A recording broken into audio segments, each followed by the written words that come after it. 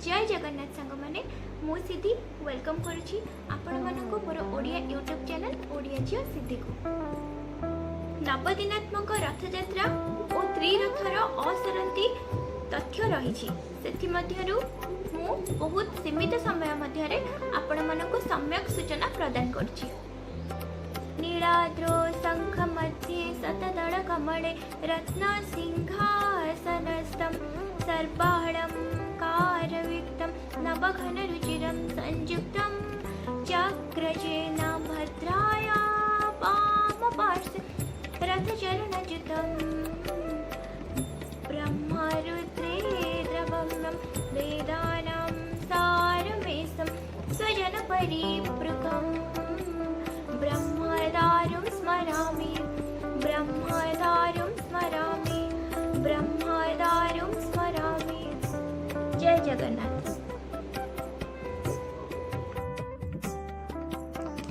जगतर नाथ जगन्नाथ सारा जगतर प्रभु बा सामंत अटंती। केवल जगन्नाथ नाम पूर्वर लॉर्ड बा सामंत कुहा जाए, किंतु प्राय अन्य ठाकुरंक परी गॉड शब्दटी व्यवहार करा जाए नहीं। से परा सर्व जगतर मालिक।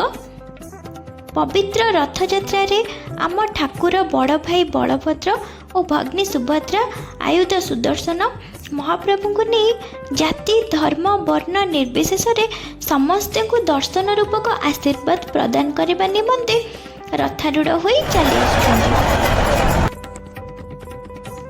प्रभु बलभद्रंकर रथर नाम हेउछि तालध्वज, लंगड़ध्वज बा हलध्वज। एही रथर निर्माण निमंते 763 खंड काठ व्यवहृत होइथाए। एही रथटीरे सारथी हेउछन्ति मालती। रथटीर आवरण हेउछि रक्त और नीलवर्ण। तालध्वजर उच्चता हेउछि 45 फुट 22 हाथ।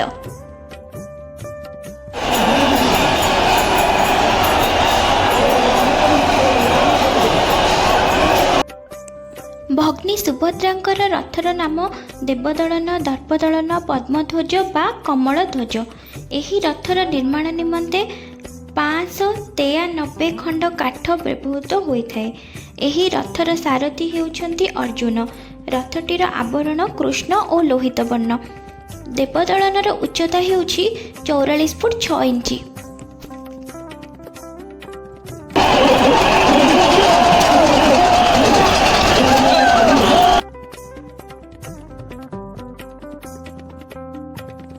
जगतरनाथ जगन्नाथंकर रथर नाम हेउछि नंदीघोष, चक्रध्वज, गरुड़ध्वज बा कपिध्वज।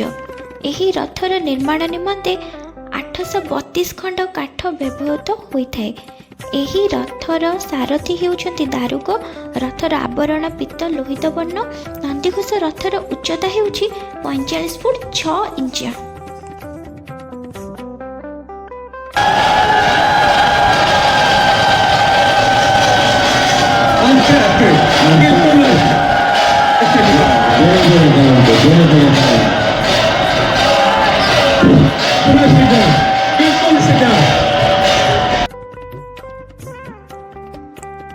जेतेबेले पुरी जगन्नाथ मंदिर प्रतिष्ठा होइतिला, भगवान विष्णु इंद्रद्युम्न राजांक उपरे खुशी होई जाई तांको वर मागिबाकू कहिथिले।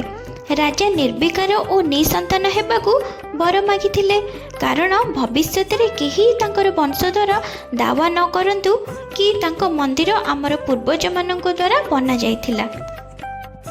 भविष्यत रे मंदिरर कौनसी क्षतिग्रस्त होईगले मध्य भगवान ए स्थान छाड़िकी कुआडे जिबेनी बोली वर देइथिले। तेबे एपटे रानी गुंडीचा निर्विकार होई रहिबा कथा पई बहुत मन दुख करथिले। भगवान विष्णु रानी गुंडीचांकर दुख बुझी पारिथिले और कहिले, हे माता, आपण मन दुख करंतु नाही। मु आपणक घरे ही जन्म नेछि, तेणु मु आपणक पुत्र अटे। प्रतिवर्ष 9 दिन पाई मु आपणक घर को आसी आपणक हाथरंदा भोजन को ग्रहण करिवि। आउ सेबेठारु ही आरंभ हैला ए रथ यात्रा। प्रभु जगन्नाथ, भाई बलभद्र और देवी सुभद्रा 3 जण मिसी रानी गुंडीचांक घर को बुलिबाको जाती।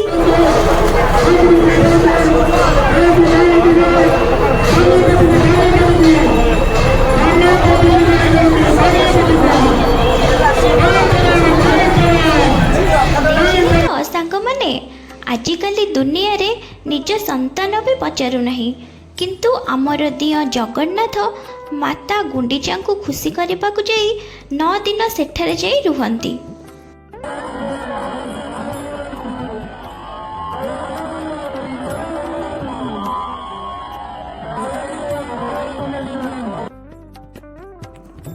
ଏହି ଯାତ୍ରାରେ 3ଟି ଯାକ ରଥକୁ ସମସମ୍ମାନ ଦିଆଯାଏ, କାହିଁକି ନା ନବଯୌବନ ଦର୍ଶନରେ ରଥଖଳାରୁ ସିଂହଦ୍ୱାରକୁ ପ୍ରଥମେ ଜଗନ୍ନାଥଙ୍କର ନନ୍ଦିଘୋଷ ଆସନ୍ତି।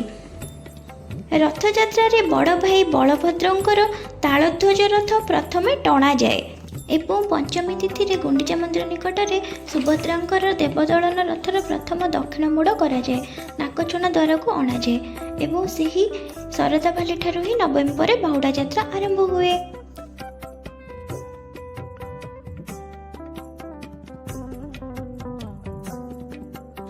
ତେବେ ସାଙ୍ଗମାନେ ଦେଖିଲେ ପବିତ୍ର ବିଶ୍ୱ ପ୍ରସିଦ୍ଧ ରଥଯାତ୍ରାର କେତେକ ମହାତ୍ମ୍ୟ, କିଛି ନୀତିକାନ୍ତି ଏବଂ ତାର କିଛି ଇତିହାସ ବିଷୟରେ। ଆଶା କରୁଛି ଆଜିର ବିଷୟଟି ଆପଣମାନଙ୍କୁ ବହୁତ ଭଲ ଲାଗିଥିବ। ତ ଆପଣ ମୋ ଚ୍ୟାନେଲକୁ ଲାଇକ୍, ସବସ୍କ୍ରାଇବ୍ ଆଉ ସେୟାର କରିବାକୁ ଭୁଲିବେନି ଏବଂ ଯଦି ଆଜିର ଟପିକଟି ଆପଣଙ୍କୁ ଭଲ ଲାଗିଛି ତ ଆପଣ ନିଶ୍ଚିତ କମେଣ୍ଟ କରିକି ଜଣାଇବେ ଆପଣଙ୍କୁ କେମିତି ଲାଗିଲା। ରହୁଛି, ନମସ୍କାର, ଜୟ ଜଗନ୍ନାଥ।